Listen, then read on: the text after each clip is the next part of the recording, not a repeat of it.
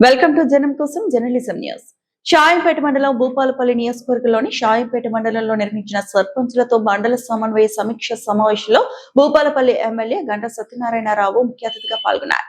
ఈ సందర్భంగా ఎమ్మెల్యే మాట్లాడుతూ గ్రామాల అభివృద్ధికి అవసరమైన మౌలిక సదుపాయాల కల్పనలో అన్ని శాఖల అధికారులు, ప్రజాప్రతినిధులు, గ్రామ సర్పంచులు పరస్పర సమన్వయంతో పనిచేయాలని సూచించారు.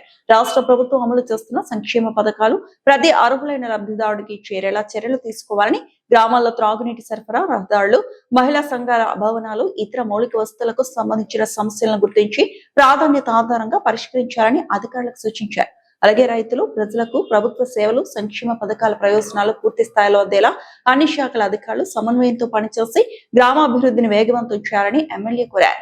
ఈ కార్యక్రమంలో ఎంపీడీఓ, తహసీల్దార్, మండల వ్యవసాయ అధికారి, వివిధ శాఖల మండల అధికారులు, ప్రజాప్రతినిధులు, గ్రామ సర్పంచులు, పరకాల వ్యవసాయ market vice president, PACS chairman తదితరులు పాల్గొన్నారు. సర్పంచులు ఎన్నికైన తర్వాత 6 నెలల తర్వాత ఈరోజు విధి విధానాలు సేకరించి ఈ రాష్ట్ర ప్రభుత్వం విధిగా 45 రోజుల నుంచి 90 రోజుల్లోపు జనరల్ బాడీ సమావేశాలు నిర్వహించి గ్రామంలో ఉన్నటువంటి సమస్యలన్నీ కూడా ఈ మండల సమావేశంలో అధికారుల దృష్టికి తీసుకొచ్చేసి సమస్యలు పరిష్కారం చేసే కొరకు వేదికగా మరి గౌరవ ముఖ్యమంత్రి రేవంత్ రెడ్డి గారు పంచాయతీరాజ్ శాఖకు ఆదేశాలు ఇవ్వడం, అందులో భాగంగా ఈరోజు షాంపేట మండల కేంద్రంలో జనరల్ బాడీ సమావేశం నిర్వహించడం జరిగింది.